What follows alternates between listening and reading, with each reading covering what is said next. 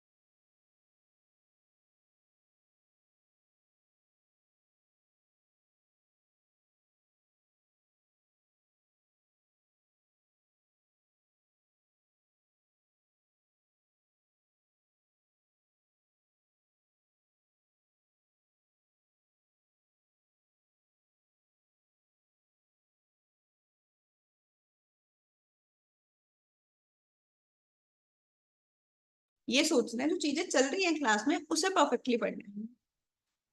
Hello everyone, good evening.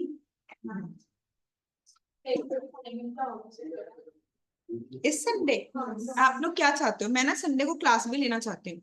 आपको better है कि पहले आप क्लास लगाओ फिर टेस्ट दो, और वाइस वर्सा। पहले टेस्ट 10:30 कंफर्टेबल है?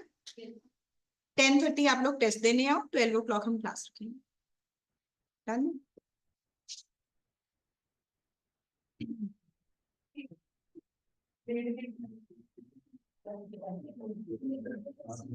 चलो आज हम लोगों का फोकस होगा, आप दोनों टेस्ट दोगे? यस, एक टेस्ट पहले दे देना, एक बाद में।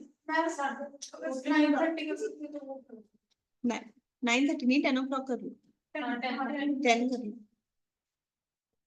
चलो ओपन करो, एजेंसी चैप्टर कंप्लीट करो।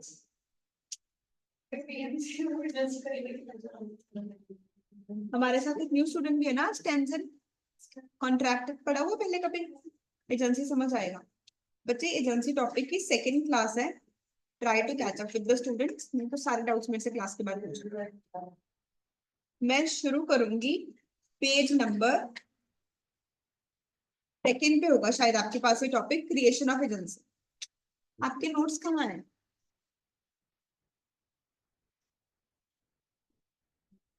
कब तक आओगे? चैप्टर खत्म होने के बाद बच्चे टेस्ट का पूछ रहे हैं, इतना भी स्ट्रेस नहीं होना है। नोट्स के बिना ही चलते हैं, समझ आ गया ठीक है, नहीं आया कोई बात नहीं, ऐसे भी नहीं करना था।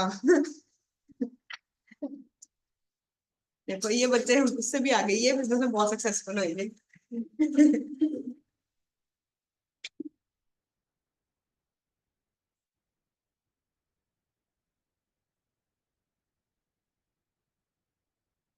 ऑनलाइन स्टूडेंट्स भी मुझे साथ साथ कम्युनिकेट करेंगे, बताएंगे अगर कोई भी प्रॉब्लम आई।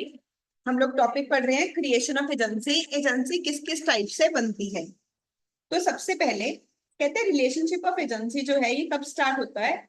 जब एक पर्सन, जिसे कि हम एजेंट बोलते हैं, who has a authority to act on behalf of another, जिसे हम बोलते हैं प्रिंसिपल, वो अग्री करता है कि मैं आपके बिहाफ पे काम करने को तैयार हूं। तो ये रिलेशनशिप कब बनता है? कॉन्ट्रैक्ट के बेसिस पे बनता है। जिन लोगों ने पार्टनरशिप एक्ट मेरे से कभी पढ़ा हुआ है ना, वो इस चीज को लिंक करो। जब हम पार्टनरशिप एक्ट पढ़ते हैं ना, तब हम डिस्कस करते हैं कि पार्टनरशिप कब बनती है। तो जब दो लोगों के बीच में अग्रीमेंट होता है तब पार्टनरशिप बनती है। वहां पे हम ये भी पढ़ते हैं कि एचयूएफ कैसे बनती है। किसी को याद है? आपने से किया हुआ किसने टॉपिक मेरे पास? एचयूएफ बनती है on the basis of birth. HUF word तो सबने सुना हुआ है ना। तो मिस्टर एक्स के जैसे ही बच्चा पैदा होगा, साथ के साथ अपने आप ही एचयूएफ बन जाएगी। उसकी प्रॉपर्टी में कुछ शेयर उसके बच्चे का क्रिएट हो जाएगा। पर पार्टनरशिप कब बनती है? जब दो लोग मिलके अग्रीमेंट करें, कॉन्ट्रैक्ट करें। मैंने अंजलि को बोला कि हम इकट्ठे एज अ पार्टनर काम करेंगे, तो जब हमने ये कॉन्ट्रैक्ट किया तब पार्टनरशिप बनी। कहते हैं वैसे ही एजेंसी का रिलेशनशिप भी कैसे बनता है? On the basis of a contract. इसका जेनेसिस, इसका जन्म कहां से होता है? कॉन्ट्रैक्ट से होता है। जब एक पर्सन दूसरे पर्सन को ये अथॉरिटी दे कि तुम मेरे बिहाफ पे एक्ट कर सकते हो। फर्स्ट टाइप ऑफ एजेंसी उन्होंने हमें बताई कि एक होती है एक्सप्रेस एजेंसी, एक होती है implied agency. Authority is said to be express जब कोई पर्सन बोल के या फिर रिटन अग्रीमेंट करे, तब हम लोग बोलते हैं कि एक्सप्रेस एजेंसी है। इम्प्लाइड एजेंसी जब हम सर्कमस्टांसेस से इन्फर करें, पार्टीज के कंडक्ट के बेसिस पे इन्फर करें, तो इस टाइप की एजेंसी को हम लोग क्या बोलते हैं? इम्प्लाइड एजेंसी बोलते हैं। जैसे कि कहते हैं अगर कोई person every month rent receive करता है और लैंडलॉर्ड को पे कर देता है, इसका मतलब कि वो उसके एजेंट की तरह काम कर रहे हैं। अगर मान लो मोनिका मेरे बिहाफ पे आप सबसे फीस रिसीव करती है, मैंने उसे कोई बोला नहीं कि उसके पास राइट है मेरे बिहाफ पे कैश में फीस कलेक्ट करने का,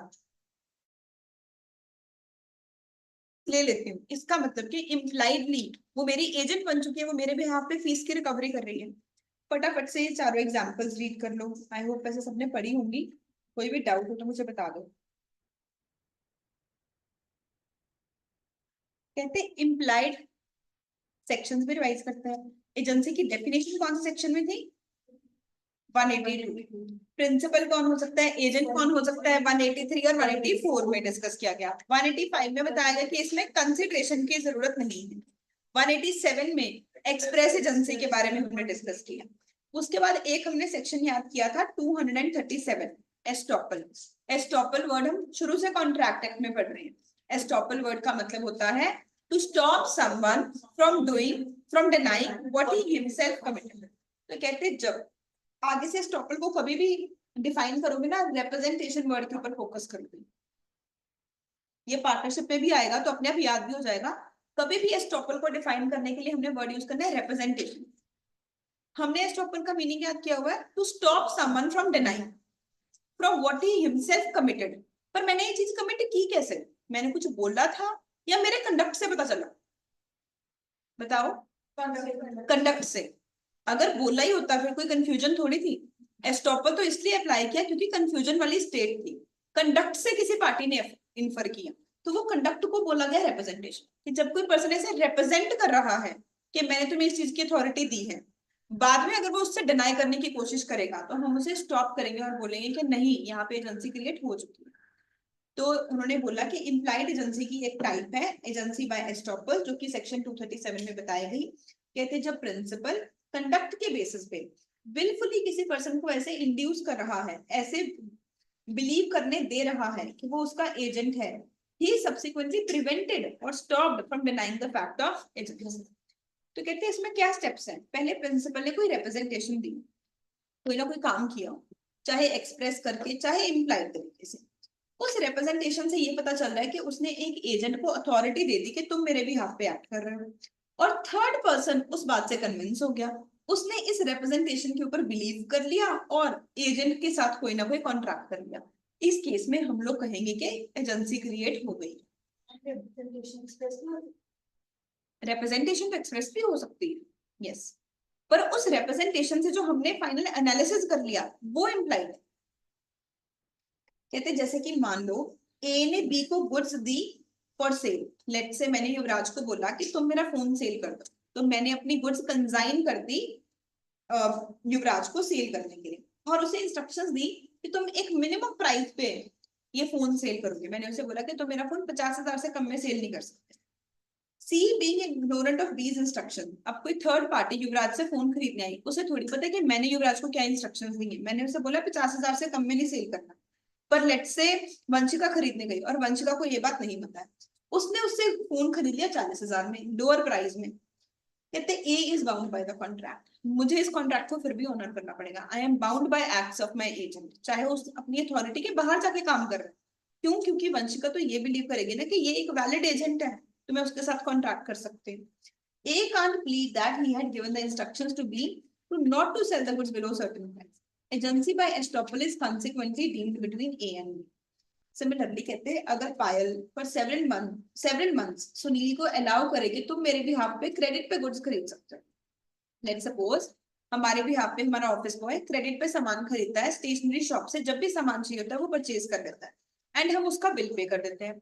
बीच में कुछ टाइम उसने अपने बेटे की, अपनी फैमिली के किसी मेंबर की सारी स्टेशनरी परचेज कर ली एंड स्टेशनरी शॉप वाले ने दे भी दी। उससे ऐसे लगा कि ये ऑफिस के लिए ही सामान खरीद रहा है, गुड फेथ में एक्ट कर रहा है। इस केस में आई will be stopped from denying कि नहीं, ये तो मेरा एजेंट है ही नहीं, कि ये वाली गुड्स के लिए तो मैंने ऐसे पावर दी नहीं थी, मैंने तो सिर्फ इंस्टीट्यूट के सामान के लिए दी थी। समझ रहे हो ना सब। एजेंसी बाय नेसेसिटी, कहते हैं एजेंसी बाय नेसेसिटी अराइज होती है इमरजेंसी केस में। इमरजेंसी केस में एक पर्सन के पास अथॉरिटी होती है ऐसा काम करने की जो वो ऑर्डिनरी सर्कमस्टांसेस में नहीं कर सकता, उसकी पावर्स एक्सीड कर जाती हैं। इसका मतलब अगर कोई भी एजेंट के पास पावर है कोई काम करने की, and by doing such an act अगर कोई इमरजेंसी आ जाती है, उसके पास एक एक्स्ट्रा ऑर्डिनरी या स्पेशल पावर आ जाएगी। इसे याद करने के लिए हम आगे डिटेल में पढ़ेंगे और इसमें से बहुत सारे क्वेश्चंस भी आते हैं। अगले पेज पे एक टॉपिक है एक्सटेंट ऑफ एजेंट्स अथॉरिटी, इसके साथ ही लिंक है, मैंने यहीं पर ही एक्सप्लेन किया था बट बुक में आगे जाके एक्सप्लेन किया था। कहते हैं एजेंट की अथॉरिटी कितनी होती है। अब आप ये डायरेक्ट थ्योरी क्वेश्चन भी एक्सपेक्ट कर सकते हो, और इस थ्योरी क्वेश्चन में आपने दो टाइप्स एक्सप्लेन करनी है, ये कोई नया क्वेश्चन नहीं है। आप हमने जो पढ़ा था कि agency in normal circumstances and agency bye necessity या एजेंसी इन इमरजेंसी, आपने वो सेम रूल्स एक्सप्लेन करने हैं, बस क्वेश्चन पूछने का तरीका अलग है। उन्होंने टाइप्स की बजाय क्या वर्ड यूज किया, extent of agents authority, agent के पास कितनी पावर होती है। कहते हैं सेक्शन 188 के अंडर नॉर्मल सर्कमस्टांसेस में एजेंट मेरे लिए क्या काम कर सकता है। एजेंट मेरे लिए कोई भी एक्ट कर सकता है जो काम करने की उसके पास अथॉरिटी है, every lawful thing which is necessary in order to do the act। Highlight करोगे, वैसे कोई हाईलाइट करने वाली चीज है नहीं, आपको अपने आप ही पता होना चाहिए। जो भी स्पेशल कॉन्ट्रैक्ट्स हैं, indemnity, guarantee, bailment, pledge, agency, ये पहले तो एक कॉन्ट्रैक्ट है, तो सेक्शन 10 के तो सारे रूल इसने पूरे करने ही थे। अगर एक्स वाई को बोले कि मैंने वाई को अपना एजेंट बनाया ड्रग्स सेल करने के लिए, तो क्या ये वैलिड एजेंसी होगी। हम एजेंसी सिर्फ किस चीज के लिए क्रिएट कर सकते हैं, जिसका ऑब्जेक्टिव लीगल, तो यहाँ पे लॉफुल थिंग के लिए ही एजेंसी क्रिएट हो सकती है, अनलॉफुल अग्रीमेंट तो वॉइड होगा। कहते एक एजेंट जिसके पास अथॉरिटी है to carry on a business, अगर मान लो मैंने किसी पर्सन को अथॉरिटी दी है बिजनेस की, तो वो उस बिजनेस को करने के लिए जो भी लीगल काम करने की जरूरत पड़ सकती है इन the course of conducting the business, वो सारे काम कर सकते हैं। अगर मैंने पुणे को अथॉरिटी दी कि पुणे का टेक्नोलॉजी रिलेटेड हमारे ऑफिस में सब कुछ तुम संभालोगे, तो अगर प्रोजेक्टर नहीं चल रहा है, उसका लैम्प परचेज करना है, उसके पास उसकी भी पावर है। अगर लैपटॉप खराब हो गया, उसकी नई वायर परचेज करनी है, उसके पास उसकी भी पावर है। तो जो पावर है वो किस चीज के लिए होती है? जो काम आपने अलाउ किया वो काम, और उस काम को करने के लिए जो चाहिए था, वो सारी चीजों की पावर है। समझ रहे हो कि नहीं? मान लो रतन टाटा जी की डेथ हो गई, टाटा कंपनी ने कोई एबीसी नाम के पर्सन को बोला कि अब टाटा कंपनी तुम संभालोगे, तो उस कंपनी को संभालने के लिए कुछ लोगों को जॉब पे रखना पड़ेगा, कुछ सॉफ्टवेयर नए लेके आने पड़ेंगे, कुछ नए प्रोडक्ट्स लॉन्च करने पड़ेंगे, शायद मार्केटिंग का 100-200 करोड़ का खर्चा करना पड़ेगा। उसके पास वो सारे काम करने की पावर। समझो बात? एक बार ये लाइन मैं दोबारा कर रही हूँ, इस लाइन के साथ लिंक करना। कहते हैं an agent having an authority to carry on a business has authority to do every lawful thing necessary for the purpose. अगर किसी एजेंट के पास अथॉरिटी है कोई बिजनेस करने के लिए, उसके पास अथॉरिटी है उस बिजनेस को करने के लिए जो भी काम लीगली अलाउड है, और usually done in the course of conducting the business. Examples मैं स्किप कर रही हूँ और बाद में अच्छे से कर सकते हो। पर इमरजेंसी के केस में क्या होगा? An agent has authority in an emergency to do all the acts for the purpose of protecting his principal from loss, जो कि कोई भी ऑर्डिनरी प्रूडेंस वाला इंसान करता है। तो आमतौर पे तो एक पर्सन के पास सिर्फ वही पावर है जो कि हमने उसे दी, पर इमरजेंसी सिचुएशन में एक ऑर्डिनरी इंसान सिमिलर सिचुएशन में जो काम करता अपने लॉस को बचाने के लिए, उसके पास वो सारी पावर्स हैं। इसमें हमने स्पेशली लिखा था कि हम लोग रेफर करेंगे कश्मीर वाली एप्पल्स वाली एग्जाम्पल, कि अगर मैंने किसी पर्सन को ट्रक वाले को बोला कि तुम मेरे ट्रांसपोर्टर हो, तो मेरे लिए एप्पल्स ट्रांसपोर्ट करो फ्रॉम कश्मीर टू हिमाचल, तो आम सिचुएशन में ऑर्डिनरी सर्कमस्टांस में तो उसकी पावर सिर्फ क्या है? ट्रांसपोर्टेशन की सर्विस देना। पर मान लो फ्लड्स आ गए एंड इस वजह से सारी रोड्स ब्लॉक हो गई, वो एप्पल्स को लेके ही नहीं जा पा रहे, ट्रांसपोर्टेशन हो ही नहीं पा रही है, बट उसे डर लग रहा है कि गुड्स जो है वो पेरिशेबल नेचर की है, वो रास्ते में खराब हो जाएंगी, उसकी पावर अपने आप ही एक्सीड कर जाए। कहते हैं वैलिड एजेंसी के लिए ये कंडीशंस पूरी होनी जरूरी है, ये हमें याद करनी है। इसमें से आप थ्योरी भी एक्सपेक्ट कर सकते हो केस स्टडी में। कहते हैं सबसे पहले तो एजेंट एक ऐसी पोजीशन में है that he is not able to communicate with the principal, वो टाइम पे प्रिंसिपल के साथ कम्युनिकेट नहीं कर पा रहा है। There is definite commercial necessity, ऐसे नहीं कि उसने मन गढ़ंत टेंशन बना ली कि मुझे लगता है एप्पल्स खराब हो जाएंगे, इतना टाइम लग गया हिमाचल जाने में।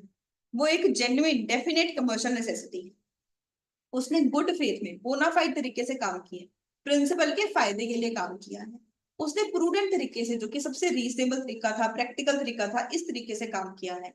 एंड एजेंट के पास प्रिंसिपल की गुड्स का क्या था? पोजेशन था। हमने सारी बातें पहले से ही लिखी हुई, सारे रूल्स रिपीट। तो ये हो गई एजेंसी बाय नेसेसिटी। हम वापस आते हैं हमारे मेन टॉपिक पे। कहते एक होती है agency by operation of law, मैंने करवाया नहीं बट आई थिंक तुम लोग अपने आप ही इंफर कर गए होंगे। ऑपरेशन ऑफ लॉ का मतलब कि एजेंसी हमने खुद नहीं बनाई, एजेंसी किसने बना दी? ठीक है। कहते जैसे कि जो पार्टनर है वो फर्म का एजेंट होता है, पार्टनर जो भी काम करेगा वो फर्म को बाइंड करेगा। इंडियन पार्टनरशिप एक्ट ने रूल बना दिया, हमने नहीं पार्टनर को अथॉरिटी दी, इंडियन पार्टनरशिप एक्ट ने रूल बना दिया। ऐसे ही मान लो मिस्टर एक्स की डेथ हो गई, तो मिस्टर एक्स के एसेट्स और लाइबिलिटीज उनका लीगल रिप्रेजेंटेटिव संभालेगा। मतलब कि लॉ लीगल रिप्रेजेंटेटिव को क्या मान रहा है? एजेंट मान रहे हैं। अब फादर ने अपने बेटे को एजेंट बनाया थोड़ी था कि तुम मेरे बिहाफ पे मेरा घर सेल कर सकते हो, तुम मेरे बिहाफ पे मेरा लोन पे करोगे। अपने आप ही ऑपरेशन ऑफ लॉ की वजह से सारी उसके एसेट्स और लाइबिलिटीज किसे ट्रांसफर हो गए? उसके बेटे को ट्रांसफर। तो लीगल रिप्रेजेंटेटिव भी इस चीज की एग्जांपल है, agency by operation of law.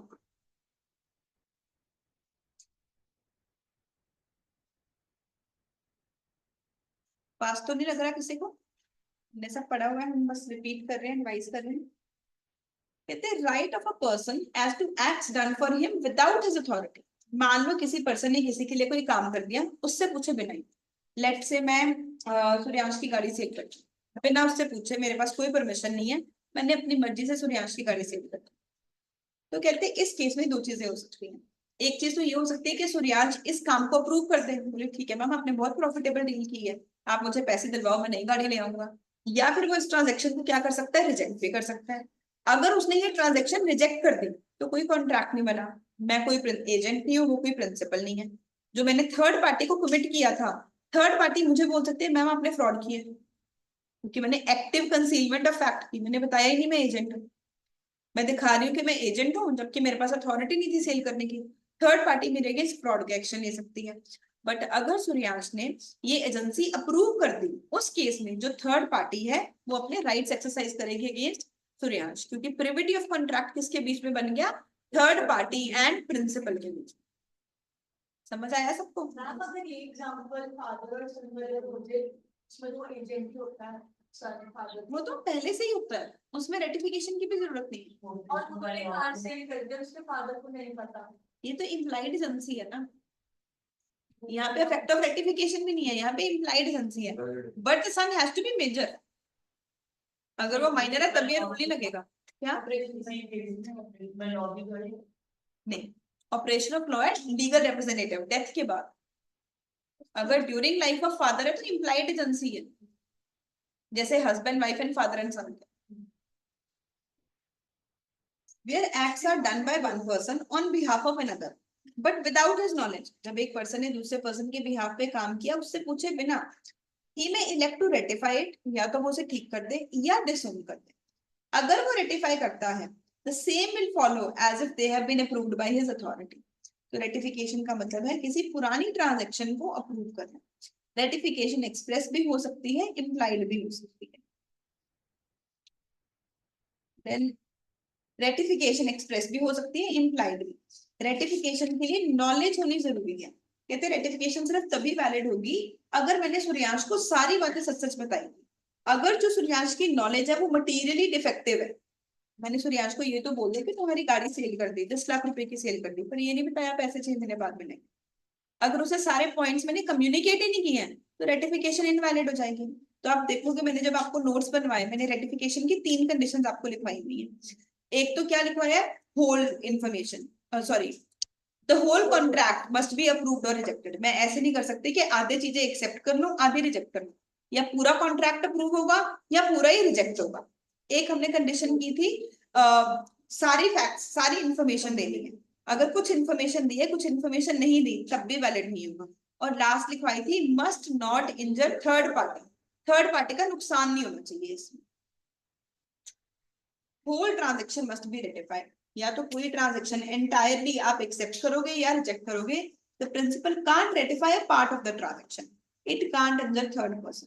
कहते हैं अगर थर्ड पार्टी के इंटरेस्ट के ऊपर इंपैक्ट पड़ रहा है उस केस में रेटिफिकेशन का रूल नहीं है। Ratification can't relate back to the date of contract if third party has in the intervening time acquired rights। कहते अगर मान लो रेटिफिकेशन करने से पहले ही किसी थर्ड पार्टी का राइट क्रिएट हो गया, मान लो मैंने सूर्यांश के का फोन उससे पूछे बिना ही सेल कर दिया एंड मैंने इससे कल बात करनी थी बट उससे पहले इसने रात को अपना फोन किसी और को सेल कर दिया, अंजलि को सेल कर दिया, तो उस केस में क्या रेटिफिकेशन पॉसिबल है? तो कहते ratification can't relate back to the date of contract if third party has in intervening time acquired rights। अगर किसी नई पार्टी के राइट क्रिएट हो चुके हैं तो उसके बाद बैक डेट की कॉन्ट्रैक्ट को रेट्रोस्पेक्टिव इफेक्ट से आप ठीक नहीं कर सकते। रेटिफिकेशन रीजनेबल टाइम में होगी, इसे कम्युनिकेट किया जाएगा। रेटिफिकेशन सिर्फ लीगल कामों की हो सकती है, किसी क्रिमिनल ऑफेंस की, किसी ने मेरे नकली सिग्नेचर्स कर दी, लेट्स से मेरी सिस्टर ने मेरी चेकबुक पे नकली सिग्नेचर्स कर दी, बाद में जब पुलिस वाले पकड़ने लगे तो मैंने कहा नहीं मैंने इसे प्रूव किया ताकि उसे पुनिशमेंट ना मिले, वो मेरी सिस्टर है, मैंने बोला नहीं मैंने इसे प्रूव किया था कि तुम मेरे भी हाथ पे साइन कर दो, तो कहते हैं आप ऐसा नहीं कर सकते, इलीगल काम की रेटिफिकेशन ही हो सकती। समझ आ गया ना सबको? पक्का क्लियर है? फॉर्जरी ऑफ सिग्नेचर्स हाईलाइट कर लो। एक्सटेंट ऑफ एजेंट्स अथॉरिटी हमने पहले से ही कर लिया। लास्ट टाइप ऑफ एजेंसी हमने पढ़ी थी सेक्शन 190 और 191 में, सब एजेंट एंड सब्स्टिट्यूटेड एजेंट। तो एजेंट के एजेंट को हम लोग बोलते हैं सब एजेंट, जब एजेंट कोई नया एजेंट अपॉइंट करवा दे उसे हम लोग बोलते हैं सब्स्टिट्यूटेड एजेंट। तो अगर मैं किसी पर्सन को सीए की सर्विसेज दे रही हूँ तो जो मेरा स्टाफ है, जो मेरे अकाउंटेंट है, वो उनके लिए हो गए सब एजेंट। और अगर मैं उनको कोई सीएस की सर्विसेज के लिए टाइप करवा रही हूँ, किसी लॉयर की सर्विसेज के लिए उनका टाइप करवा रही हूँ, वो उनके लिए क्या हो गए, सब्स्टिट्यूटेड एजेंट्स। पक्का समझ आया ना? ठीक है, अब एक और लाइन लिखोगे, इसके पैरेलल, इस टॉपिक के पैरेलल आप लोग लिखोगे डेलीगेटर्स नॉन प्रोटेस्ट डेलीगेट। तो इस चैप्टर में आप लोगों के पास दो लेटेंट टर्म्स आएंगी। पहली लेटेंट टर्म आई थी आपके पास की फेसे पर एलियम फेसे पर से, something which has been done by agent is as if it has been done by principal himself. Similarly, कहते डेलीगेट नॉन प्रोटेस्ट डेलीगेट, जिस पर्सन को काम डेलीगेट किया गया है वो उस काम को फर्दर डेलीगेट नहीं कर सकता। तो अगर कैशप्रीत को उसके मदर ने बोला कि खाना बना दे, वो ये नहीं बोल सकती अपने भाई को कि तू बना दे। जिस पर्सन को काम डेलीगेट किया गया है वो पर्सन काम खुद करेगा, वो उसे किसी और को डेलीगेट नहीं कर सकता। पर कुछ ऐसे एक्सेप्शनल सिचुएशंस होते हैं जब सब एजेंसी वैलिड होती है। अगर मैंने शाहरुख खान को बोला कि तुम मेरी मूवी में एक्टिंग करोगे, तो वो ये नहीं बोल सकता ये मेरा जूनियर कर देगा। मेरा कॉन्ट्रैक्ट क्या है, एक पर्सनल स्किल के लिए। इस केस में जिसने मुझे प्रॉमिस किया है वही पर्सन काम करेगा। बट जब मैंने अपने सीए, अपने क्लाइंट को बोला कि मैं आपको अकाउंट्स की सर्विसेज दूंगी, वो मेरे ऑफिस आए, उन्होंने देखा कि इनके पास 3-4 अकाउंटेंट रखे हुए हैं, उन्होंने देखा ये मल्टीपल क्लाइंट्स का काम करते हैं, तो ऑब्वियसली टीम के थ्रू काम करवाते होंगे। उनको पता चल गया कि ये काम खुद नहीं करेंगे, अपने किसी जूनियर से करवाएंगे। इसका मतलब यहाँ पे उन्होंने सब एजेंसी को अप्रूव कर दी। व्हाट आई मीन टू से इज, जरूरी नहीं कि सारी सब एजेंसीज वैलिड हो। कई बार सब एजेंसी वैलिड हो सकती है, कई बार सब एजेंसी इनवैलिड हो सकती है। आमतौर पे सब एजेंसी क्या होगी, इनवैलिड होगी, क्योंकि आमतौर पे रूल क्या है, डेलीगेटर्स नॉन प्रोटेस्ट डेलीगेट। मैंने जब तुम्हें काम दिया था तो वो काम तुम्हें ही करना है। बट अगर मैंने तुम्हें अलाउ कर दिया था कि तुम अपने एजेंट से करवा सकते हो, उस केस में ऐसा अलाउ। तुम मान लो मैंने किसी पर्सन को हायर किया कि तुम्हारी डिजाइनिंग बहुत अच्छी है, तुम मुझे वेबसाइट की सर्विसेज दो, पर उसने किसी और से काम करवा लिया। सेकंड, मैंने ऑनलाइन एक कंपनी ढूंढी, मुझे कंपनी का काम अच्छा लगा, मैंने कंपनी को बोला कि आप मेरे लिए वेबसाइट की सर्विसेज प्रोवाइड करो। कंपनी ने मिस्टर एक्स से मेरी वेबसाइट बना दी। किस केस में सब एजेंसी वैलिड है, किस केस में इनवैलिड है? कंपनी के केस में वैलिड है। मेरे कनेक्ट से पता चल रहा है कि मैं सब एजेंसी अलाउ कर रही हूँ। बट फर्स्ट केस में एजेंसी क्या थी, इनवैलिड थी, क्योंकि मैंने एक स्पेसिफिक पर्सन को हायर किया, मैं चाहती हूँ कि वही मेरा काम। इसका मीनिंग है एजेंट कांट डेलीगेट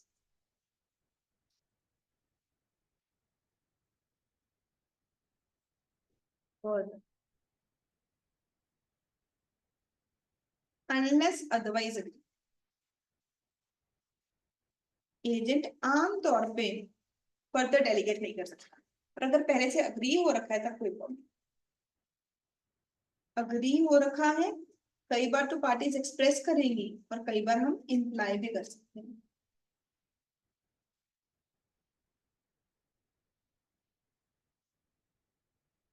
युवराज तुम्हारे नोट्स में है? नोट सबको बेनिफिशियल लग रहे हैं? अब मैं आज आपको इंडियन पार्टनरशिप एक्ट के नोट्स भी भेजूंगी, क्योंकि हम इसके बाद स्टार्ट करने वाले हैं। अब रीड करते हैं सब agent. When agent can't delegate, कहते कब एजेंट डेलीगेट नहीं कर सकता? कहते agent can't lawfully employ another to perform acts which have expressly or impliedly undertaken to perform personally। अगर एजेंट ने बोला था कि ये काम मैं करूंगा, वो काम वो किसी और को नहीं दे सकता। ठीक है, अनलेस ऐसा कस्टम हो कि वहां पे एजेंसी चलती है, सब एजेंसी चलती है। सब एजेंट का मतलब है, कहते हैं a person employed by and acting under the control of original agent. Agent के एजेंट को हम लोग क्या बोलते हैं, सब एजेंट। एनालिसिस, कहते हैं सब एजेंसी का मतलब है जब एजेंट कोई और एजेंट अपॉइंट कर ले। Appointment of sub agent is not lawful, आमतौर पे लीगली अलाउड नहीं है, क्योंकि एजेंट इज अ डेलीगेटी। हमने एजेंट को काम दिया था, एंड डेलीगेटी कांट फर्दर डेलीगेट। अगर एजेंट को काम दिया गया तो वो काम एजेंट ही करेगा, वो किसी और को ट्रांसफर नहीं करेगा। तो आमतौर पे क्या रूल है, डेलीगेटर्स नॉन प्रोटेस्ट डेलीगेट। कहते क्यों, क्योंकि एजेंसी का रिलेशनशिप कैसा है, फिड्यूशरी रिलेशनशिप है। कहाँ पढ़ा हमने fiduciary relationship word? Very good, very good. Undue influence का डेफिनेशन में हमने पढ़ा था, जब एक पर्सन ऐसी पोजीशन में हो कि दूसरे की विल को डोमिनेट कर सकता है और वो उसे डोमिनेट कर रहा है। किस चीज के लिए डोमिनेट कर रहा है कैसे पता चलता है? अगर रियल एंड एपरेंट अथॉरिटी हो, मेंटल डिस्ट्रेस हो, या फिर फिड्यूशरी रिलेशनशिप।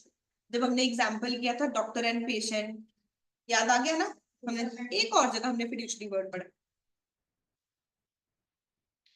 साइलेंस की वेरी वेरी नाइस। तो फ्रॉड टॉपिक में हमने दो एक्सेप्शंस पढ़ी थी कि दो केसेस ऐसे होते हैं जहां पे silence is equal to fraud, चुप रहना भी फ्रॉड बन जाएगा। अगर क्या था, पर्सन की ड्यूटी टू स्पीक थी कि तुम कुछ भी नहीं बोलोगे, हम लोग उसे भी क्या मान लेंगे? फ्रॉड मान लेंगे। या फिर अगर फिड्यूशरी रिलेशनशिप, तब याद है हमने एक एग्जांपल की थी कि मान लो एक पर्सन के पास अनसाउंड माइंड का घोड़ा है, बी ने क्यू को अनसाउंड माइंड का घोड़ा बेचा और कुछ नहीं बताया, हम कहेंगे कोई फ्रॉड नहीं हुआ। पर अगर पी ने क्यू को अपनी बेटी को अनसाउंड माइंड का घोड़ा बेचा है, इस केस में अगर वो चुप बैठे, हम लोग क्या बोल देंगे? कि फ्रॉड हुआ। तो वहां पे भी फिड्यूशरी रिलेशनशिप फ्रॉड है। अब हमें ये बता रहे हैं एक्सेप्शन, ऐसे कौन से केसेस हैं जहां पे सब एजेंसी वैलिड हो।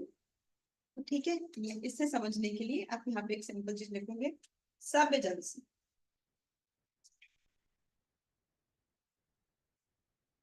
सब एजेंसी आमतौर पे तो क्या होगी? इनवैलिड। वैलिड कब होगी? सिर्फ कुछ special cases.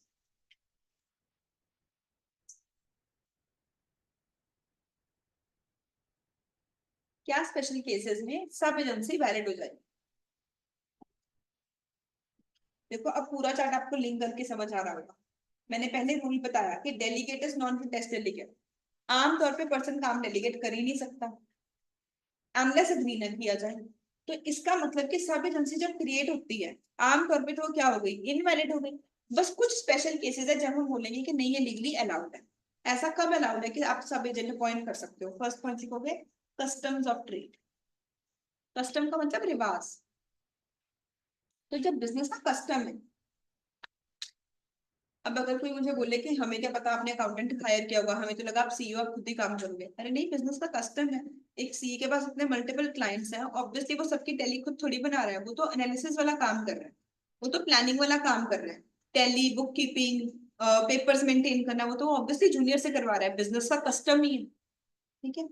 Then where in the course of agent's employment कोई इमरजेंसी आ गई, making it necessary for him to delegate it, that was given to him by the principal. तो इमरजेंसी में तो अपने आप ही पावर्स एक्सीड हो जाती हैं। अगर मान लो किसी क्लाइंट ने मुझे बोला कि हमारा इनकम टैक्स का केस है, तो कोर्ट में आप जाओगे। अब ये तो एक स्किल वाला काम है, ये काम तो मैं डेलीगेट नहीं कर सकती। कोर्ट में जाना है, जज के साथ डिस्कशन करनी है, अगर कुछ गलत हो गया तो गलत ऑर्डर्स पास हो सकते हैं, तो ये काम हमेशा किसे करना चाहिए? मुझे ही करना चाहिए। बट अगर मान लो कोई इमरजेंसी हो गई, अगर हम वहां पे नहीं गए तो मुझे पता है कि 1 लाख रुपीज की पेनल्टी लग जाएगी। तो मैंने अपनी जगह अपने जूनियर को भेज दिया कि ना जाने से तो बेटर है कि मेरा जूनियर थोड़ा सा तो कुछ एक्सप्लेन करेगा। तो हम यहाँ पे क्या कहेंगे? सब एजेंसी क्या हो गई? वैलिड हो गई। इमरजेंसी सिचुएशंस में पावर्स एक्सीड कर जाती है। कहते हैं representation of principal by sub agent properly appointed. अब यहाँ से एक सेपरेट टॉपिक है, केस स्टडी।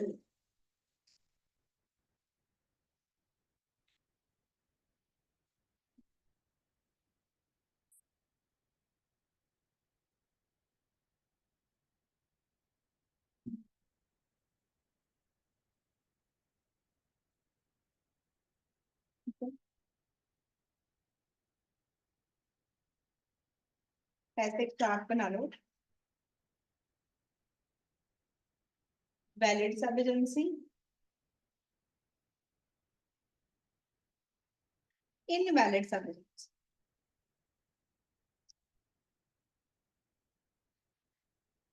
पहला कर, sub agency, sub agent contract with third party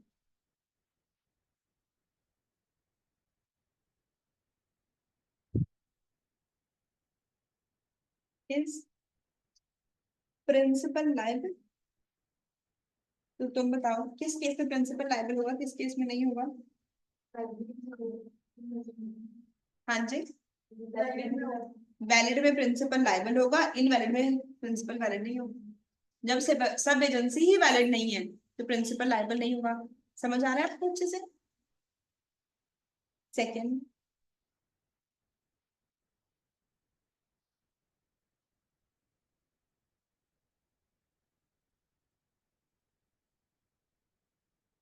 can सब agent recover his remuneration from principal? बिल्कुल नहीं। क्या सब एजेंट अपने पैसे, अपनी सैलरी प्रिंसिपल से मांग सकता है? थर्ड केस,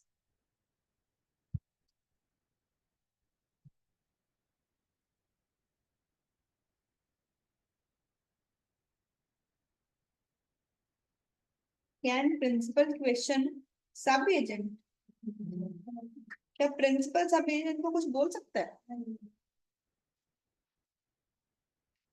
पर वैलिड, इन दोनों की एक एक्सेप्शन है।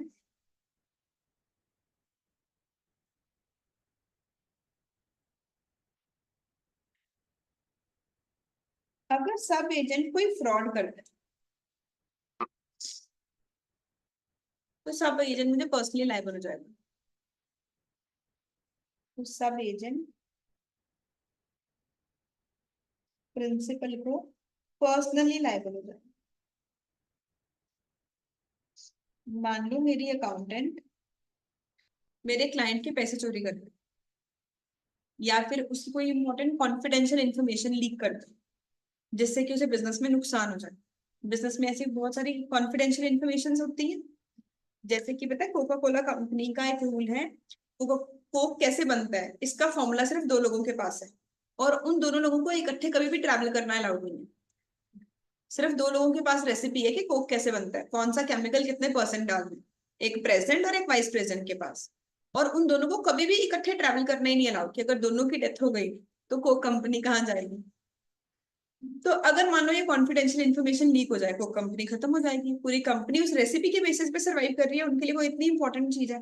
तो अगर ऐसा कोई काम मेरा सब एजेंट करता है, तो इस केस में जो प्रिंसिपल है वो डायरेक्टली सब एजेंट को स्यू कर सकता है। वैसे तो प्रिंसिपल सब एजेंट को कुछ नहीं बोल सकता, सब एजेंट भी अपनी सैलरी प्रिंसिपल से नहीं मांग सकता। पर अगर फ्रॉड हो जाए तो जो सब एजेंट है वो पर्सनली लायबल बनता है। Logical?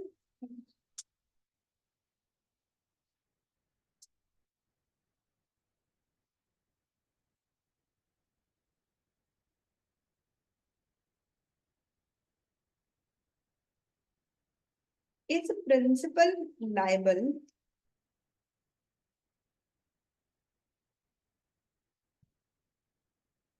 For wrong acts of sub agent? क्या प्रिंसिपल सब एजेंट के गलत एक्ट्स के लिए लायबल है?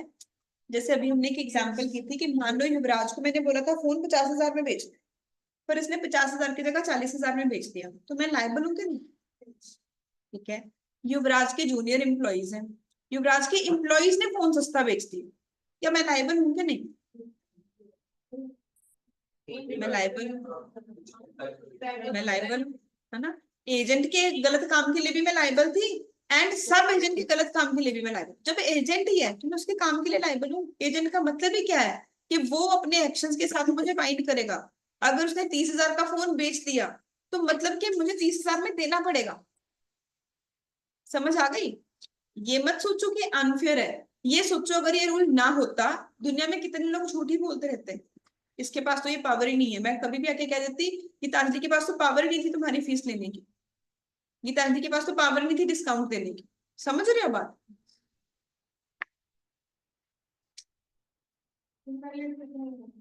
क्या वैलिड में लाइबल है, इनवैलिड में तो ऑब्वियसली जब इनवैलिड सब एजेंसी है तब लाइबल है।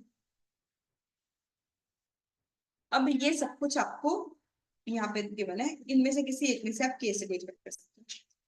उन्होंने 2 केस बनाए। पहला केस बनाया, कहते अगर जो सब एजेंट है प्रॉपरली अपॉइंटेड है, मतलब कि वो किस चीज के बारे में बात कर रहे हैं, वैलिड एजेंसी, सब एजेंसी के बारे में, कहते प्रिंसिपल थर्ड पार्टी को लायबल है, एजेंट रिस्पॉन्सिबल है सब एजेंट के लिए। सब एजेंट अगर कोई गलती करेगा तो मैं अपना लॉस भी एजेंट से रिकवर कर सकती हूँ। सब एजेंट रिस्पॉन्सिबल अपने काम के लिए agent to agent but not to principal except अगर वो क्या कर दे fraud. Agent's responsibility for sub agent appointed without authority, कहते हैं अगर जो एजेंट है उसने बिना किसी से पूछे सब एजेंट अपॉइंट कर दिया, उस केस में एजेंट की क्या एक्स्ट्रा रिस्पॉन्सिबिलिटी है। हम कहेंगे कि अगर कोई एजेंट बिना अथॉरिटी के किसी पर्सन को सब एजेंट बना ले तो जो एजेंट है वो रिस्पॉन्सिबल होता है अपने काम के लिए भी प्रिंसिपल को और थर्ड पार्टी को भी। अब थर्ड पार्टी तो बोलेगी कि फ्रॉड हुआ मेरे साथ, तो एजेंट उसके लिए लायबल है। Principal is not responsible for acts of sub agent, जब इनवैलिड सब एजेंसी है तो प्रिंसिपल तो लायबल नहीं होगा। Sub agent is not responsible to principal at all, he is only answerable to the agent. तो वैसे शायद याद करने में बहुत ट्रिकी पॉइंट्स लगे, बट अगर लॉजिकली समझ आ जाए कि सब एजेंसी होती क्या है, आमतौर पे रूल है डेलीगेटस नॉन प्रोटेस्ट डेलीगेट, तो लॉजिकल लगेगा कि हमने कब कॉन्ट्रैक्ट को वैलिड बनाया, कब किसी पर्सन को लायबल बनाया और कब नहीं बनाया। समझ आया भाई सबको? एजेंट्स रिस्पॉन्सिबिलिटी वाला, ठीक है। देखो एग्जांपल, मान लो एक्स ने वाई को बोला कि तुम मेरा फोन सेल कर सकते हो 50,000। वाई ने जेड को बोला अपने एजेंट को कि तुम ये फोन सेल कराओ, और ये इनवैलिड सब एजेंसी। जेड ने मिस्टर ए को फोन सेल कर दिया और उससे 20,000 रुपए ले लिए। अब क्या मुझे फोन देना पड़ेगा? देना पड़ेगा मुझे फोन, इनवैलिड सब एजेंसी है, मुझे फोन देना पड़ेगा या नहीं? नहीं देना पड़ेगा। अगर इनवैलिड सब एजेंसी हो प्रिंसिपल लायबल होगा कि नहीं होगा? लायबल नहीं होगा। समझ आई लखविंदर की बात? नहीं तो मैम उसमें तो पोजीशन में सीधर उसको पता है कि वो वैलिड एजेंसी है, तो उसके लिए तो उसके पास पोजीशन है, पोजीशन तो काम है। पोजेशन वाई के पास, उसने इनवैलिड है, यहाँ पे नहीं है इनवैलिड सब एजेंसी। तो पहली बात तो मैं थर्ड पार्टी को लायबल नहीं, पर क्वेश्चन ये है ही नहीं। क्वेश्चन ये है कि थर्ड पार्टी को फोन नहीं मिल रहा, उसके 20,000 लेके कोई भाग गया, ये 20,000 किससे रिकवर कर सकता? क्या ये मेरे से मांग सकता है? वाई से। कहते agent is responsible for his act, agent responsible अपने काम के लिए। बोथ एजेंट किसे किसे रिस्पॉन्सिबल है? प्रिंसिपल। अगर मुझे किसी रीजन की वजह से, पोजेशन के रूल की वजह से मान लो मुझे फोन देना पड़ा, तो मैं अपना लॉस किससे रिकवर करूंगी? वाई से, क्योंकि वो एजेंसी वैलिड ही नहीं थी। एंड एजेंट ऑल्सो जिस और पर्सन को लायबल है, थर्ड पर्सन। अगर थर्ड पर्सन बोले तुम्हारे एजेंट ने मेरे साथ फ्रॉड किया, तो वो भी किससे रिकवर करेगा? वाई से। समझ आ गई? सब्स्टिट्यूटेड एजेंट, कहते जब एक पर्सन किसी पर्सन को एजेंट अपॉइंट करे to act for principal, a person appointed by the agent to act for principal. जब मैंने किसी और पर्सन को प्रिंसिपल का एजेंट बना दिया तो हम उसे क्या बोलते हैं? Substituted agent. उसने मेरी जगह ही ले ली, उसने मुझे सब्स्टिट्यूट ही कर दी। समझ आई बात? जैसे कि जब आप सीए बन जाओगे, आप सीए की सर्विसेज दोगे, तो क्लाइंट्स आपसे बहुत एक्स्ट्रा चीजों के बारे में भी इंफॉर्मेशन मांगेंगे। क्लाइंट को ऐसा होता है मुझे अलग अलग लोगों के पास ना जाना पड़े। तुम सीए का काम कर रहे हो, क्लाइंट तुम्हें बोलेगा कि अच्छा सीएस का सर्टिफिकेट भी तुम्हें दिलवा दो। क्लाइंट तुम्हें बोलेगा कि मुझे एक लॉयर का नोटिस भेजना है, तुम्हें वो काम कर दो कि तुमने लॉ पढ़ा तो हुआ है।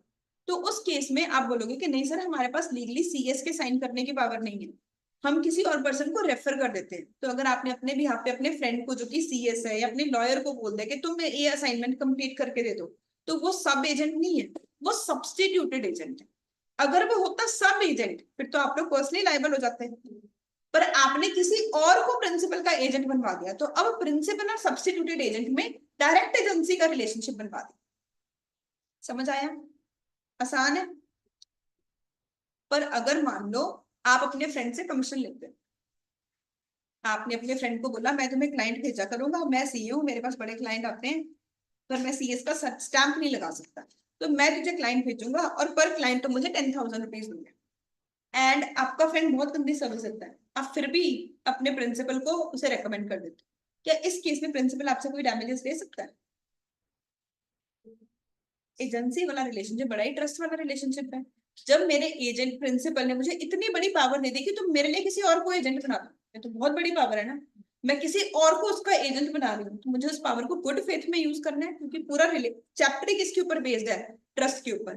अगर मैं अपनी कमीशन के लालच में किसी भी पर्सन को उसका सब्स्टिट्यूटेड एजेंट बना रही हूँ, उस केस में मैं पर्सनली लायबल।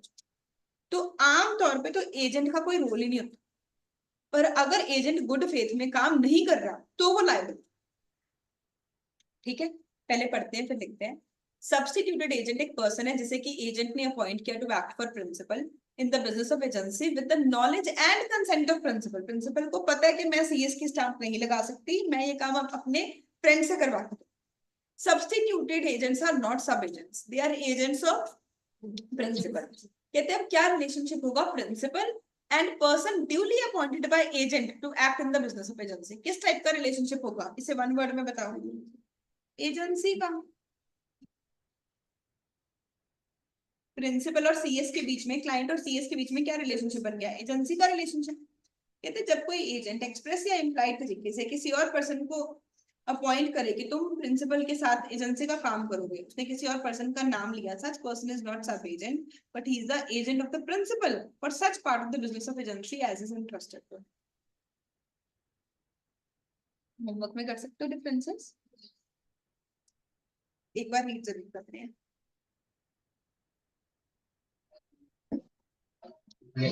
सारे ध्यान से पढ़िए, आ जाते हैं। तो कोई थ्योरी क्वेश्चन नहीं आएगा कि राइट्स बताओ ड्यूटीज बताओ, कोई मेमोरी बेस्ड पेपर नहीं आ रहा है, लॉ में आ रहा है केस स्टडी बेस्ड पेपर। तो हमें केस स्टडी के पर्सपेक्टिव से समझना है कि एजेंट की क्या ड्यूटी होती है। ठीक है, एजेंट की ना दो मेन ड्यूटीज। एजेंट की पहली मेन ड्यूटी है गुड फेथ में,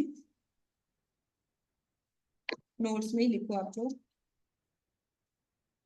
ड्यूटीज ऑफ एजेंट।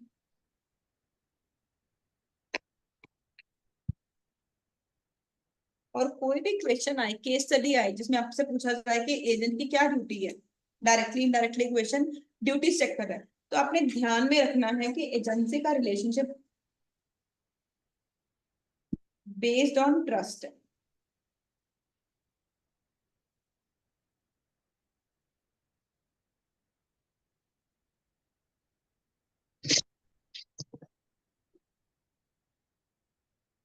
एजेंट के दो मेन काम, आपकी बुक में बड़े सारे पॉइंट्स के बने हैं, पर ताकि आपको केस स्टडी सॉल्व करनी आसान लगे मैं इसे दो पार्ट्स में डिवाइड कर। एजेंट का पहला काम है गुड फेथ में प्रूडेंट मैन की तरह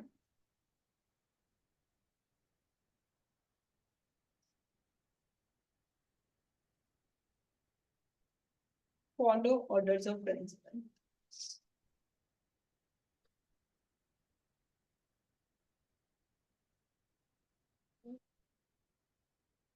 प्रिंसिपल ने जो मुझे कहा है मैंने चुपचाप को काम करना। प्रूडेंट मैन आमतौर पे जो एक समझ एक्सपेक्टेड है ह्यूमन बीइंग से, उस समझ के साथ करना। सिमिलर सर्कमस्टांसेस में आप अपने लिए जो काम करते हैं ऐसा डिसीजन लेना। गुड फेथ में सारा काम करना है, ठीक है, कोई फ्रॉड नहीं करना। नेक्स्ट,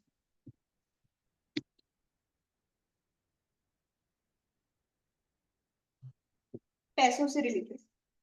अब प्रिंसिपल आपके ऊपर ट्रस्ट करता है तो आपकी रिस्पॉन्सिबिलिटी बनती है आप उसे उसके सारे पैसे वापस करो। अगर आपको कहीं से भी उसके बिहाफ पे पैसे रिसीव हुए थे आप उसकी पूरी डिटेल दो। अगर आपको पावर है उसके बिहाफ पे एक्सपेंसेस इनकर करने की, फॉर एग्जांपल कोनिका के पास पावर है कि वो ऑफिस के सारे एडमिन एक्सपेंसेस खुद ही डिसाइड कर सकती है, तो मैं उससे एक्सपेक्ट करती हूँ कि वो गुड फेथ में काम करें। जैसे कि हम अपने लिए अगर कोई चीज खरीदने जाते हैं और बार्गेनिंग करते हैं, मैं उससे एक्सपेक्ट करूंगी कि वो भी वो काम करे। ठीक है, जैसे कि अगर मैं कोई इलेक्ट्रॉनिक आइटम परचेज करने जा रही हूँ, मैं उसका वारंटी कार्ड जरूर लूंगी, तो मैं उससे भी एक्सपेक्ट करूंगी। तो पैसों से रिलेटेड हमारी कुछ एक्सपेक्टेशंस हैं, ड्यूटीज है कुछ एजेंट की। कहते पहला पॉइंट, एजेंट की ड्यूटी है टू फॉलो इंस्ट्रक्शंस। कि प्रिंसिपल ने जो काम बोला है उसकी सारी इंस्ट्रक्शंस को फॉलो करो। कहते एजेंट बाउंड है to conduct the business according to the directions given by the principal और in the absence of any such directions. अगर ऐसे भी कोई भी डायरेक्शंस नहीं दी गई तो बिजनेस के कस्टम्स के अकॉर्डिंग जो उसे करना चाहिए था वो काम करे। कहते where the agent act otherwise, अगर एजेंट ऐसा नहीं करता और प्रिंसिपल को उसकी वजह से कोई भी लॉस होता है तो एजेंट को क्या करना पड़ेगा, इंडेप्ट। इंपॉर्टेंट एग्जाम्पल है, रीड करो।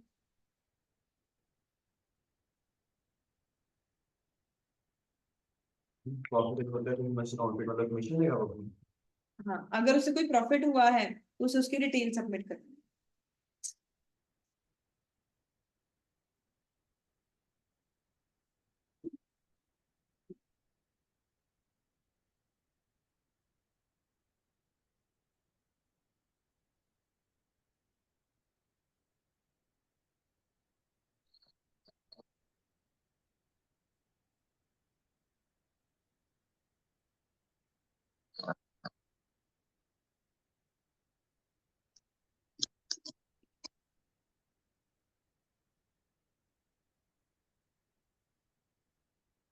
समझ आई दोनों examples?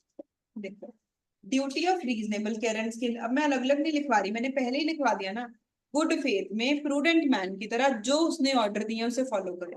Reasonable care and skill मतलब प्रूडेंट मैन वाला पॉइंट अप्लाई हो रहा है।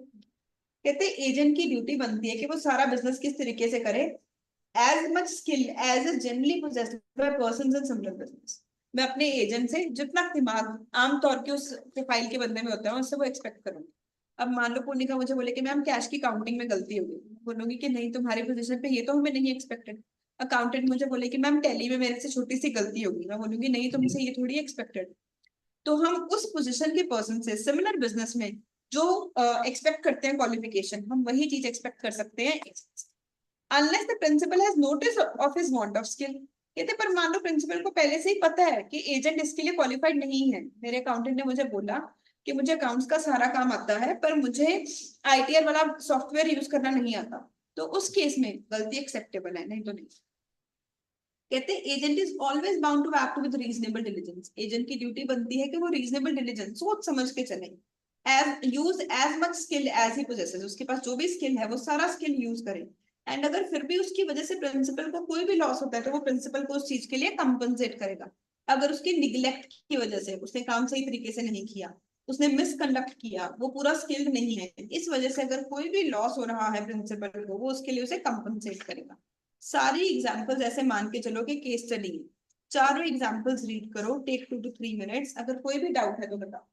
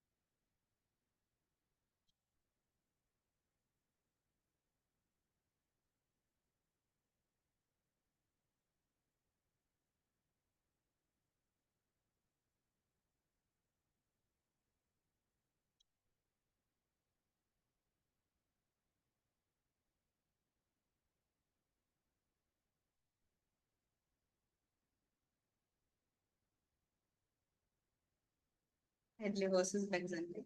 हाँ। नहीं, वहां पे था कि हमें एक्सपेक्टेड था, यहाँ पे तो मैंने तुम्हें ऑर्डर ही दे दिया था कि तुम मुझे गुड्स दो। दोनों डिफरेंट सिचुएशंस हैं।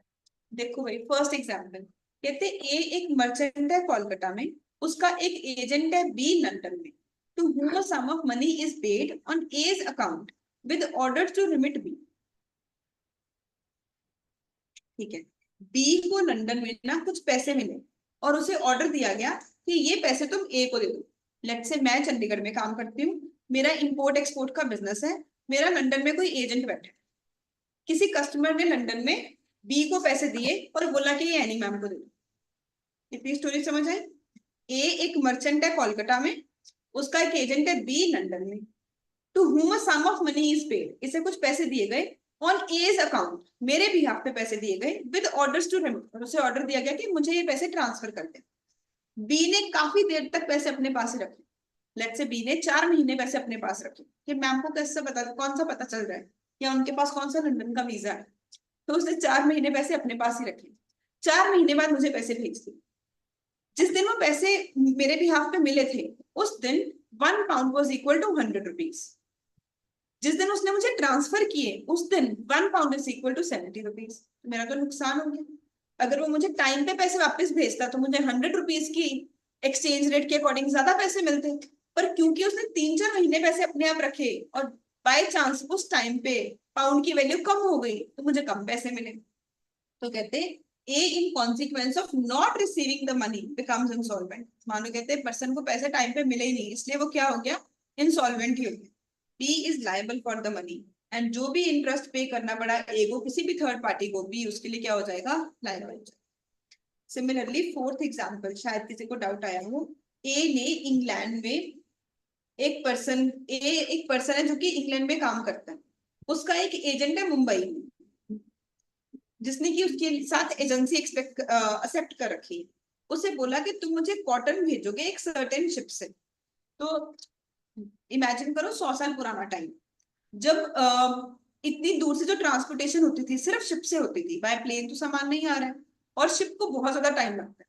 अगर इंडिया से लेके इंग्लैंड तक शिप जा रही है तो शायद उसे 4-5 महीने लगे। एक स्पेशल सीजन है जिसमें कॉटन के प्रोडक्ट्स सेल होते हैं। मैंने अपने एजेंट को बोला, मैंने उसे एजेंट किस चीज के लिए रखा है, कि तुम इंडिया से गुड्स खरीद के मुझे दोगे और मैं उसे लंदन में बेच दूंगी, मैं उसे इंग्लैंड में बेच दूंगी। मैंने अपने एजेंट को बोला, इंडियन कॉन्ट्रैक्ट एक्ट कब बना? तब अंग्रेज हमारे ऊपर राज कर रहे थे ना, उसी टाइम से रिलेटेड केस हो गया ना। लंदन के किसी पर्सन ने किसी इंडियन को अपना एजेंट बना दिया कि मैं इंपोर्ट एक्सपोर्ट का बिजनेस करता हूँ। उसे बोला कि जब मैं तुम्हें ऑर्डर दूंगा तब तुम मुझे गुड्स भेज दिया करना। उसने बोला ये एक शिप आ रही है, इस शिप से मुझे कॉटन भेज दो। B having it in his power to send the cotton, और बी के पास इतना टाइम था कि वो उस ड्यूरेशन के बीच में कॉटन खरीदता और शिप पे लोड करवाता अमिट्स टू डू, पर उसने एमिशन कर दी, उसने ये काम नहीं किया। शिप सेफली इंग्लैंड में पहुंच गई। जैसे ही शिप वहां पे पहुंची कॉटन का प्राइस भी बढ़ गया। बी को प्रॉफिट हो सकता था पर बी को प्रॉफिट हुआ ही नहीं क्योंकि उसे गुड्स मिली नहीं, तो बी अपना लॉस उससे रिकवर कर सकता, ए अपना लॉस बी से रिकवर कर सकता। समझ आ गया भाई सबको? ये रिमोट लॉस नहीं है। रिमोट लॉस होता है सिर्फ जो हमें लगता है कि होने वाला था पर हुआ ही नहीं। यहाँ पे तो हमने ऑर्डर प्लेस कर दिया था, हमें पता था कि मार्केट में कॉटन का प्राइस एक्सीड करेगा, कि मार्केट में कॉटन की डिमांड हो। तो मैंने आपको क्या बताया कि एजेंट के सिर्फ दो ही काम। एजेंट का पहला काम क्या है, रीजनेबल गुड फेथ में प्रूडेंट मैन की तरह जो ऑर्डर आया चुपचाप उसे फॉलो करो। अब देखो पहले तीनों पॉइंट्स में क्या हो रहा है, एजेंट ने बात नहीं मानी, यहाँ पे वो टाइम पे गुड्स नहीं भेज रहा, यहाँ पे वो पैसे ट्रांसफर नहीं कर रहा, जिसकी वजह से प्रिंसिपल को क्या हो रहा है, नुकसान हो रहा है, तो एजेंट उसे इंडेमनीफाई कर। एजेंट का दूसरा काम क्या है, पैसों से रिलेटेड सारा काम सही सही रखना। अब पैसों से रिलेटेड क्या क्या पॉइंट्स हैं, कहते पहली बात तो प्रॉपर अकाउंट्स देना। अगर वो प्रॉपर अकाउंट्स नहीं दे रहा, उसमें कोई ना कोई फ्रॉड है, इसका मतलब कि मैं उससे लॉस इंडेमनीफाई करवा सकती हूँ। Second, to communicate with the principal. Agent की ड्यूटी बनती है कि अगर कोई भी डिफिकल्टी आए तो वो मेरे साथ रीजनेबल डिलीजेंस तरीके से कम्युनिकेट करे और फिर प्रॉपर इंस्ट्रक्शंस का वेट करके फिर ही वो काम करे। Duty not to deal on his own account, ये मैं 1 मिनट रुको अभी एक्सप्लेन करती हूँ point. Duty not to make secret profit, ये रीड करो आपको समझ आता है कि नहीं, मैं वर्ड पहले भी यूज किया हुआ सीक्रेट प्रॉफिट।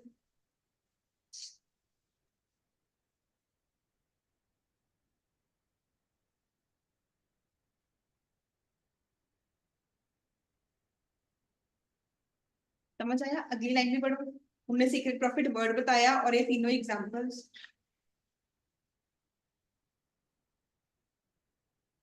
इनफैक्ट सारी ड्यूटीज पढ़ लो, सब कुछ हम कर चुके हैं और सब कुछ मनी रिलेटेड।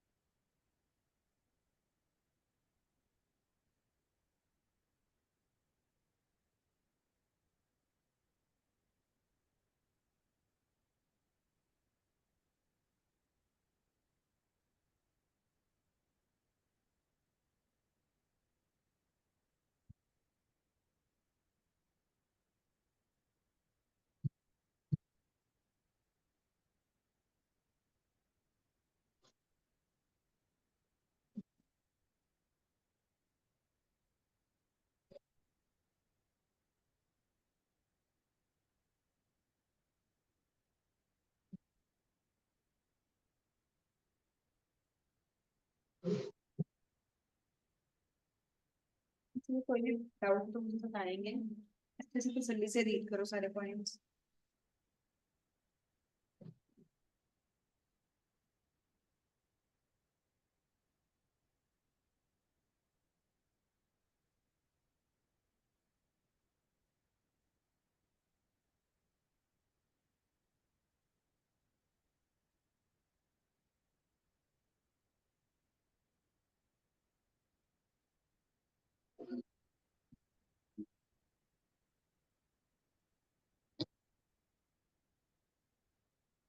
समझ आया? पूरा इजी लगा? सबको क्लियर है जी? आगे चल सकते हैं? ऑनलाइन स्टूडेंट को सब क्लियर है? एक पॉइंट है, duty not to deal on his own account. ये भी है कि पॉइंट से रिलेटेड ही, बस ऐसे ही कहने को अलग पॉइंट बना दे। बच्चे, मैंने रश्मि मैम को बोला कि मैम आप हमारे स्टूडेंट्स को इकोनॉमिक्स की कोचिंग दोगे। Let's say Rashmi ma'am Sunday को यहाँ पर बैठे हैं, कोई स्टूडेंट इंक्वायर करने आया है कि मुझे इकोनॉमिक्स की कोचिंग लेनी है। मैम ने कहा ठीक है, आप मेरे घर पे क्लासेस लेने आ जाओ। उन्होंने कैसे एक्ट किया? इन हर personal capacity rather then in her agent capacity. अगर वो एज एन एजेंट काम करते तो स्टूडेंट का आरएमएस के साथ कॉन्ट्रैक्ट होता, आरएमएस को इनकम अर्न होती, बट उन्होंने पर्सनल अकाउंट पे एक्ट किया। क्या ये कॉन्ट्रैक्ट के केस में मुझे जो भी लॉस होगा, आरएमएस को जो भी लॉस होगा, वो रिकवर कर सकता है एजेंट से? कर सकता है ना रिकवर, क्योंकि एजेंट का काम ही क्या है? गुड फेथ में काम करना, ट्रस्ट वाला रिलेशनशिप है, कोई सीक्रेट प्रॉफिट नहीं अर्न करना। समझ आ गया ना सबको? इसका एक और केस मान लो, सुनो। मान लो आरएमएस के बोर्ड ऑफ डायरेक्टर्स की मीटिंग हो रही है। आरएमएस में 10 डायरेक्टर हैं, 10 डायरेक्टर्स ने बैठ के बोल सोचा कि हमारे पास कुछ पैसे इकट्ठे हो गए हैं, ऐसे करते हैं हम ये पैसे प्रॉपर्टी में इन्वेस्ट कर देते हैं। मैंने कहा ठीक है, मेरी रिस्पॉन्सिबिलिटी छोड़ दो, मुझे प्रॉपर्टी की नॉलेज है, मैं प्रॉपर्टी ढूंढूंगी, वहां पे आप लोग इन्वेस्ट करना। मेरे पास एक पर्सनल प्रॉपर्टी पड़ी है जो कि मैं सेल करने का सोच रही हूँ, मैंने अपनी ही प्रॉपर्टी आरएमएस को सेल कर दी। इस केस में अगर उस ट्रांजेक्शन की वजह से आरएमएस को लॉस हो, या फिर मैंने उस ट्रांजेक्शन में जो भी पर्सनल प्रॉफिट अर्न हुआ हो, क्या मैं उसके लिए आरएमएस को इंडेमनीफाई करने के लिए लायबल हूँ? तो एजेंट की ड्यूटी है कि वो गुड फेथ में काम करे, बोनाफाइड तरीके से काम करे, वो अब एजेंट की कैपेसिटी में काम करे, पर्सनल कैपेसिटी में काम ना करे। Duty not to deal on his own account. Agent should not deal on his own account without obtaining approval of principal. अगर मैं आरएमएस को बता देती कि मैं भी एक प्रॉपर्टी सेल करने के बारे में सोच रही हूँ, मुझे कुछ पैसों की जरूरत है, ये मेरे पास प्रॉपर्टी है, आप इसका मार्केट रेट पता कर लो, मार्केट रेट पे परचेज करो, और बाकी डायरेक्टर्स कहते हैं हाँ ठीक है, फिर तो सब ठीक था ना। अगर रश्मि मैम कहते कि एनी स्टूडेंट 10th क्लास की इकोनॉमिक्स की कोचिंग लेने आया, हम आरएमएस में ये प्रोवाइड नहीं करते हैं, तो अगर आप हमें अलाउ करो, क्या मैं घर पे इसे या यहाँ आरएमएस में से एक्स्ट्रा क्लासेस दे सकती हूँ 10th क्लास के लिए? ऐसे ओके, उस केस में वो इंडेमनीफाई नहीं करेंगे। तो कहते प्रिंसिपल क्या कर सकता है? उस ट्रांजेक्शन को रेपुडिएट, कैंसिल भी कर सकता है। आरएमएस बोल सकता है नहीं, हमने अभी ये प्रॉपर्टी खरीदनी ही नहीं है, और claim from the agent any benefit which may have resulted to him because of the transaction. समझ आ गया?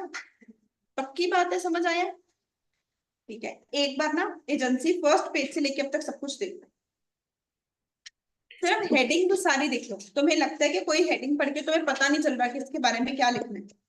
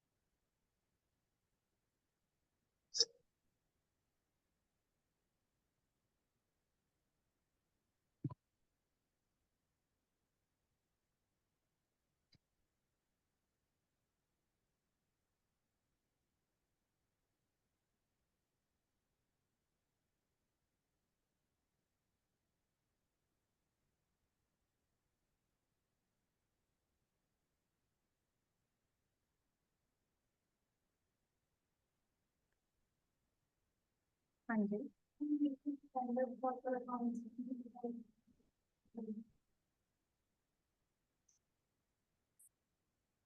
रेंडर प्रॉपर कहाँ पे? रेंडर का मतलब है देना। कहते हैं एजेंट की ड्यूटी बनती है कि प्रॉपर अकाउंट सबमिट करेगा। मान लो मोनिका को 10 स्टूडेंट्स की फीस रिसीव की, वो मुझे बोले ये लो मैम 1 लाख रुपीज। मैं उससे पूछूं किस स्टूडेंट की कितनी फीस रिसीव है, कहती पता नहीं मैम मुझे तो याद नहीं।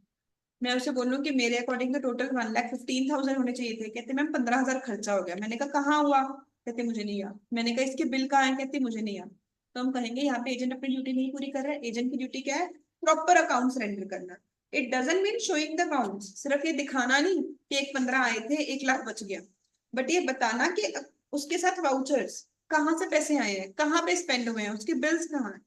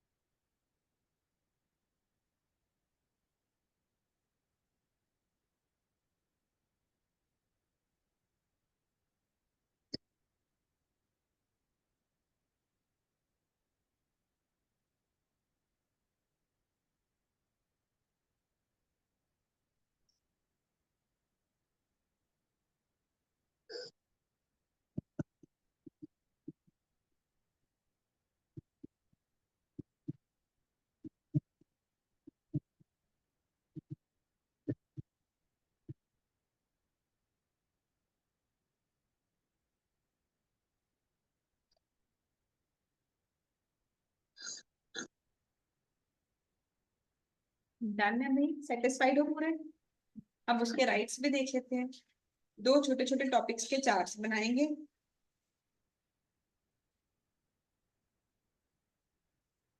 Rights of agent. अगेन कोई तुम्हें बच्चों की तरह थ्योरी क्वेश्चन नहीं आएगा कि राइट्स एंड ड्यूटीज लिखो। हर टॉपिक से केस स्टडी आ सकता है, कुछ समझना है। क्रैम नहीं करने की क्या राइट्स की लिस्ट है, क्या ड्यूटीज की लिस्ट है, ठीक है? तभी मैं पॉइंट्स कम करवा रही हूँ।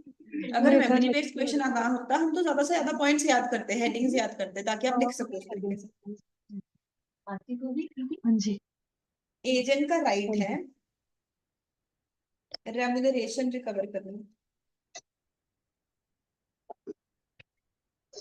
एजेंसी में कंसिडरेशन हो भी सकती है, नहीं भी हो सकती, पर अगर कंसिडरेशन थी तो एजेंट का राइट है कि वो मेरे से रेम्यूनरेशन रिकवर कर सकता है, ठीक है?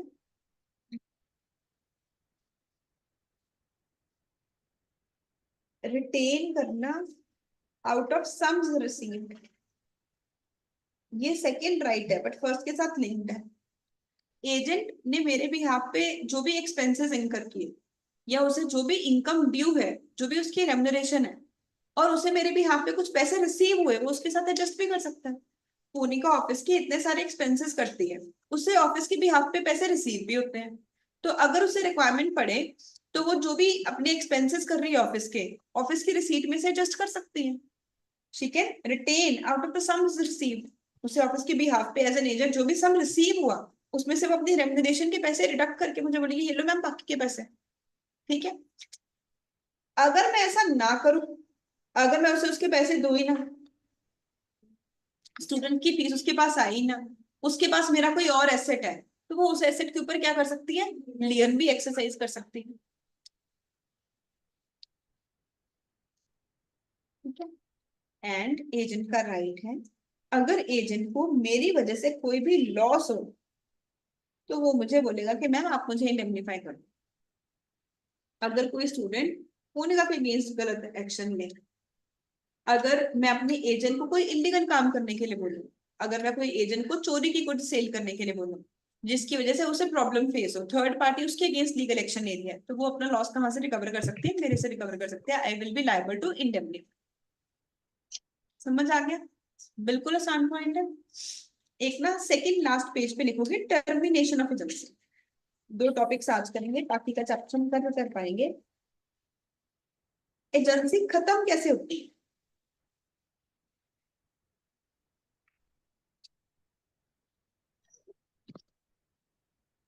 Termination of agency by principal और बाय एजेंट। क्या पता प्रिंसिपल ही रिवोक कर दे, प्रिंसिपल बोले कल से तुम्हारी पावर खत्म, मैंने तुम्हें जॉब से निकाल दी, तो एजेंसी खत्म हो जाएगी।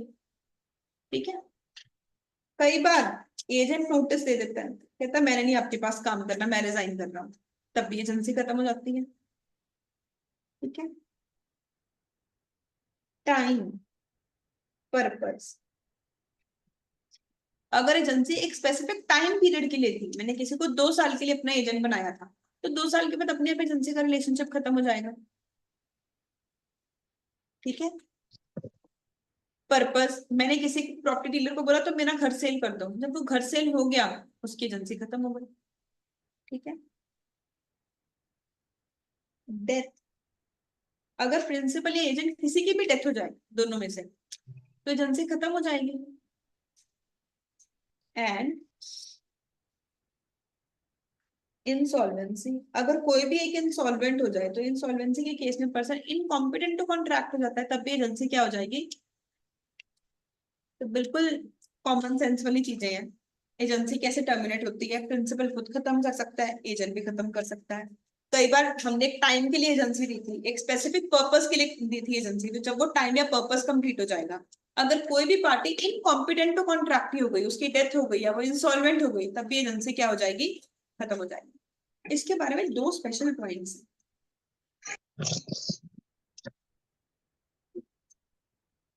Termination of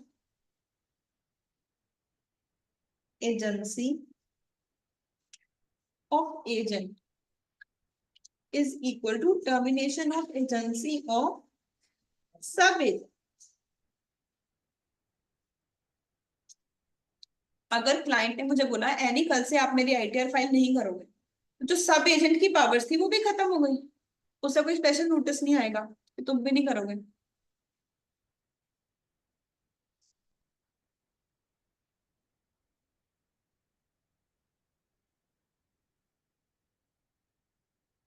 and last point,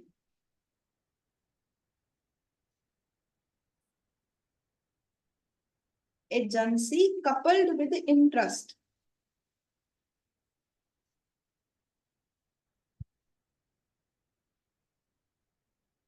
is irrevocable। इसका सेक्शन भी याद करेंगे, इसमें से केस स्टडी आती है, section 202, agency coupled with interest। अगर एजेंसी के साथ किसी पर्सन का कोई और इंटरेस्ट में इन्वॉल्व है, तो उसे रिवोक नहीं किया जा सकता। हमने रिवोक अभी वर्ड कहाँ यूज किया कि प्रिंसिपल जब मर्जी चाहे एजेंट की पावर खत्म कर सकता है, पर कुछ केसेस ऐसे हैं कि मैं एजेंट की पावर अपनी मर्जी से खत्म नहीं कर सकती, क्योंकि उसमें कोई और भी इंटरेस्ट इन्वॉल्व है। मान लो मुझे बिजनेस में कुछ पैसों की जरूरत पड़ी, मैंने राधिका को बोला कि मुझे 5 लाख रुपीस का लोन चाहिए, राधिका ने कहा हाँ जी मैम मेरे पास पैसे हैं, आप मेरे से 5 लाख रुपीस दे दो। पर उसने कहा मैम आप पैसे वापस कहाँ से करोगे, अगर आपको बिजनेस के लिए पैसे चाहिए होते फिर तो आप बिजनेस में इन्वेस्ट करके प्रॉफिट से पैसे वापस कर देते, पर आपको तो पर्सनल पर्पस के लिए पैसे चाहिए, तो आप ये पैसे वापस कहाँ से करोगे। मैंने उसे कहा मैं ना एक घर सेल करने वाली हूँ, इस घर की सेल से जो मेरे पास पैसे आएंगे मैं वहां से तुम्हें पैसे वापस कर दूंगी। कहते ठीक है मैम आप ऐसा करो, आप मुझे ना एजेंट बना दो, मैं आपका घर सेल करूंगी, उनमें से अपने 5 लाख रुपए एडजस्ट कर दूंगी और बाकी पैसे आपको दे दूंगी। अब यहाँ पे जब राधिका मेरी एजेंट बनी, तो उसके साथ एक और भी इंटरेस्ट इन्वॉल्व है। उसका क्या लालच है कि एक तो मैं मैम की एजेंट बन गई हूँ और अपना 5 लाख का लोन भी रिकवर करूंगी, तो मैं इसे 5 लाख का लोन ले लूं, फिर अगले दिन बोलो नहीं तुम मेरी एजेंट नहीं हो, क्या मैं इसे रिवोक कर सकती हूँ। तो एजेंसी जो कि कपल्ड विद इंटरेस्ट होती है, जिसमें एजेंट का कोई और भी काम साथ में जुड़ा हुआ है, वो irrevocable, even on death of principal, मेरी डेथ के बाद भी इसके पास राइट होगा कि मेरा वो घर ये सेल कर सकती है और अपने पैसे रिकवर कर सकती है। समझ आया, तो इसमें चाहे तो लिख लो एक्स ने वाई को लोन दिया और एक्स ने वाई को एजेंट बनाया to sell his property, irrevocable even on death of principal, even on death of principal। ये छोटे से पॉइंट में से हमें 5 मार्क्स की केस स्टडी आ सकती है, मतलब इतने बड़े एजेंसी चैप्टर में से एक ही केस स्टडी आनी है, इतने सारे एग्जांपल्स की है। तो ये उनमें से एक important point, Case of death. Even in case of death of principal. Yes, principal की डेथ के बाद वैसे तो सारे एसेट लीगल रिप्रेजेंटेटिव के चले जाएंगे, बट इसमें अभी भी एजेंट की पावर नहीं चेंज हुई। आपका होमवर्क है, आपने ये टॉपिक रीड करके आना है, राइट्स भी और टर्मिनेशन भी। मैं आपको पेज नंबर बता देती हूँ। राइट्स ऑफ एजेंट, ड्यूटीज के बाद टॉपिक शुरू हो रहा है। इसके टोटल 4 पॉइंट्स गिवन है, चारों पॉइंट्स आप रीड करके आओगे, अप्रोक्सीमेटली 1.5 पेज है। उसके बाद प्रिंसिपल की लायबिलिटी टू थर्ड पार्टी, ये अभी हमने नहीं किया। राइट्स ऑफ थर्ड पार्टीज, ये टॉपिक हमने स्किप किया है। टर्मिनेशन ऑफ एजेंसी हमने कर लिया, revocation, renunciation, completion of business, death और insanity, insolvency, expiry of time, ये सब हमने कर लिया। एजेंसी कब इररेवोकेबल होती है, ये भी हमने कर लिया।